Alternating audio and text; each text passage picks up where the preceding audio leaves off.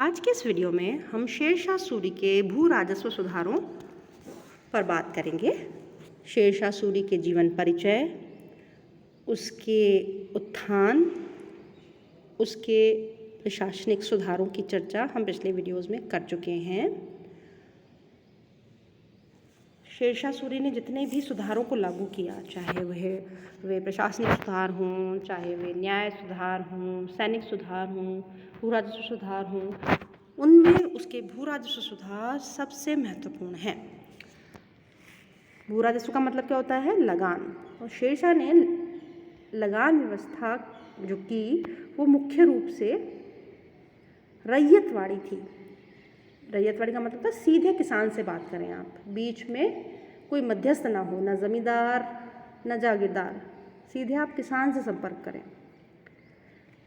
इसके अलावा भूमि को उत्पादन के आधार पर 3 श्रेणियों में बांटा गया: अच्छी, मध्यम, खराब।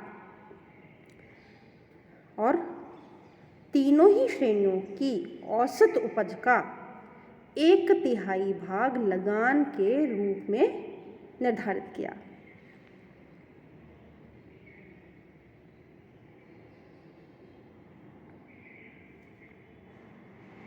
शेरशाह द्वारा लगान निर्धारण के लिए 3 प्रकार की प्रणालियों को अपनाया गया था, जिसमें कि गल्लाबख्शी, जिसे कि बटाई भी कहते हैं, नक्श या कनकूत या मुक्ताई, ये दूसरी प्रकार की प्रणाली थी लगान निर्धारण की, और तीसरी है नकदी या जब्ती। इन तीनों प्रणालियों में जो लगान निर्धारण प्रणालियाँ थीं, उनमें जब्ती या जमई, जिसे कि भूमापन पद्धति भी कहा जाता है, वह किसानों को अधिक प्रिय थी। इसलिए अधिकांश किसानों ने इसी प्रणाली को अपनाने का आग्रह किया, और किसान किसी भी प्रणाली को अपना सकता था, उसे ये छूट दी गई। तो ये जो 3 प्रणालियाँ थीं, गल्लाबख्शी या बटाई, नक्श या कनकूत या फिर नकदी, तो व्यावहारिक रूप नकदी या जब्ती, तो व्यावहारिक रूप से साम्राज्य के अधिकांश भाग में जब्ती या जमई, जिसे कि मापन पद्धति भी कहा जाता था, जिसके अंतर्गत भूमि को माप के आधार पर उसके लगान का निर्धारण किया जाता था, वही व्यावहारिक रूप से संपूर्ण साम्राज्य में लागू थी। और जो रैयतवाड़ी व्यवस्था थी, मतलब सीधे किसान से संपर्क किया जाए, किसी मध्यस्थ से नहीं, यह व्यवस्था मुल्तान को छोड़कर शेष सारे साम्राज्य में लागू थी।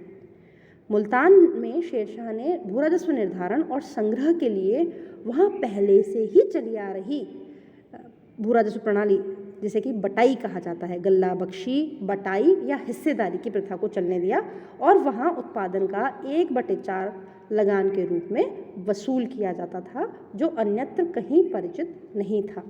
शेरशाह ने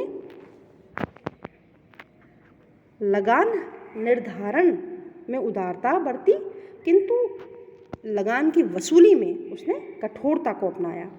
प्राकृतिक प्रकोपों के समय, जैसे कि बाढ़ आ जाए, आग लग जाए या फिर अकाल पड़ जाए, ऐसी स्थितियों में उसने भू राजस्व में या लगान में रियायत दी। और इसके अलावा उसने किसानों को छूट दी कि वे चाहें तो लगान नकद में जमा कराएं, चाहे जींस में जमा कराएं। जींस मतलब अनाज के रूप में, नकद को प्राथमिकता दी जाएगी। अब भू राजस्व की जब्ती प्रणाली को अपनाने के लिए क्या किया गया कि कृषि योग्य भूमि और परती भूमि, जो कि खाली पड़ी रहती है, दोनों का नाप करवाया गया। इस कार्य के लिए उसने किसकी सहायता ली? अहमद खान की सहायता ली।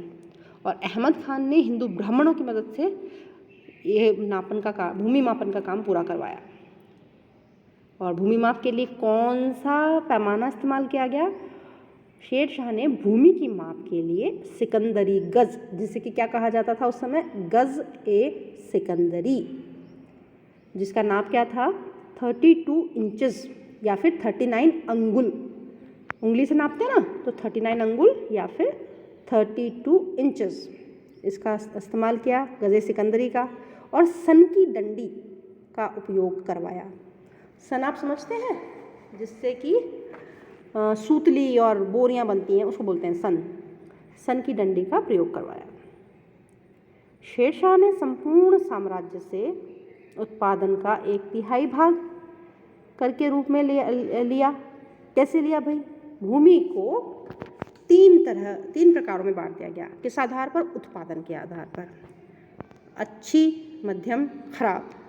अब तीनों में साल भर में कितना उत्पादन होता है उसे रिकॉर्ड किया गया और उसके बाद उनका औसत निकाल लिया गया, और औसत निकालने के बाद 1/3 भाग को भू राजस्व के रूप में वसूल कर दिया गया। लेकिन मुल्तान में उपज का 1/4 भाग लगान के रूप में लिया जाता था।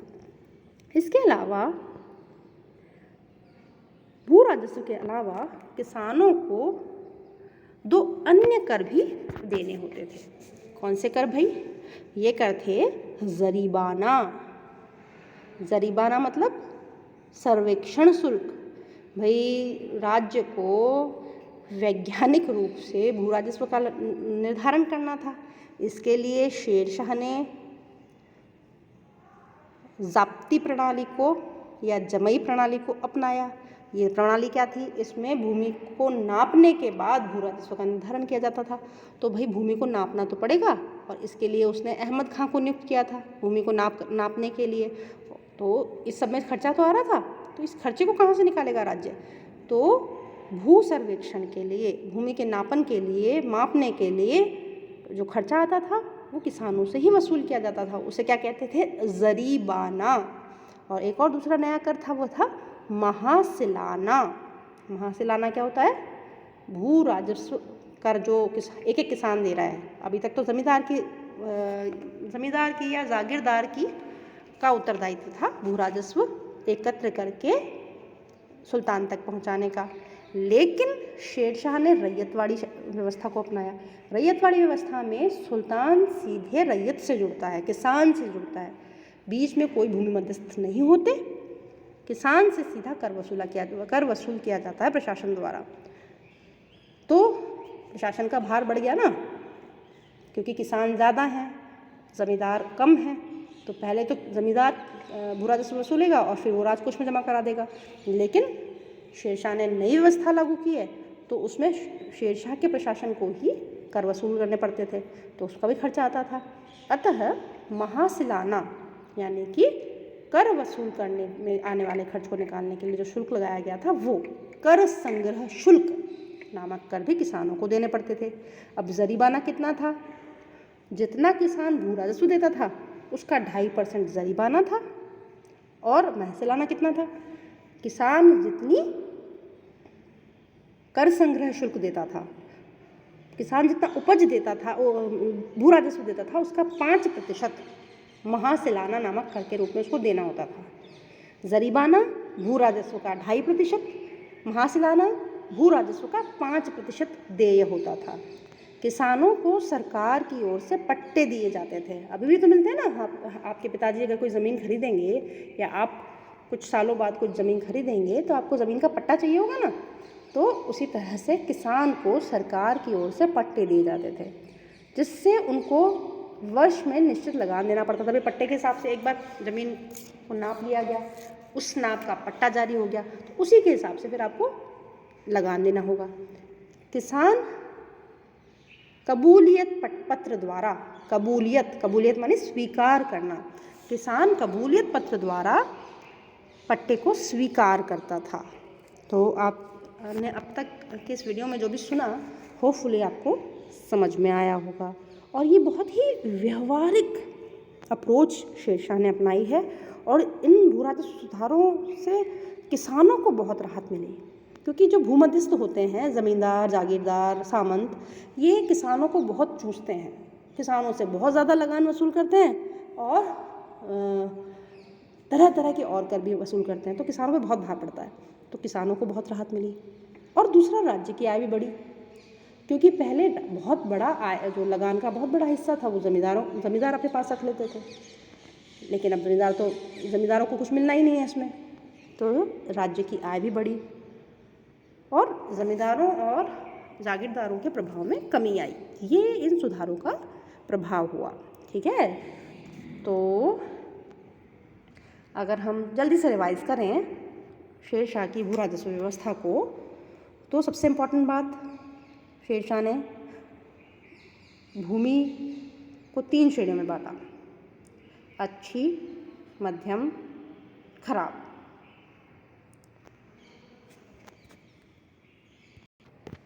तीन श्रेणियों में बांटा। उसके बाद भूमि की माप करवाई, जिसे कि क्या कहता है, जब्ती या जमई प्रणाली। और माप के आधार पर भू राजस्व का निर्धारण किया गया। कैसे किया गया? जो 3 श्रेणियां थी ना, अच्छी, मध्यम, बुरी, खराब, इन तीनों श्रेणियों में वर्ष में कितना कितना उत्पादन होता है उसका रिकॉर्ड रखा गया और फिर उसका औसत निकाला गया और उस औसत का 1/3 भाग किसान को लगान के रूप में देना होता था। बस एक बात यह है कि मुल्तान में भू राजस्व का 1/3 भाग नहीं देना होता था, वहाँ पर 1/4 भाग देना पड़ता था। ठीक है। इसके अलावा शेरशाह ने रैयतवाड़ी पद्धति को अपनाया, जहाँ पर प्रशासन सीधा किसान से संपर्क करता है, बीच में मध्यस्थ नहीं होते। और मुल्तान में ये रैयतवाड़ी व्यवस्था लागू नहीं हुई, वहाँ पर पहले से चली आ रही बटाई व्यवस्था को ही चलने दिया गया। भूमि की माप के लिए गजे सिकंदरी का उपयोग किया गया, जो कि 32 इंच का होता है। भूमि की माप करवाने का काम किसने किया? अहमद खान द्वारा किया गया। लगान के अलावा 2 महत्वपूर्ण कर चलाए, जरीबाना और महासिलाना, जो कि आय का भू राजस्व का 2.5% और 5% होते थे, और पट्टा तथा कबूलियत की व्यवस्था को उसने लागू किया।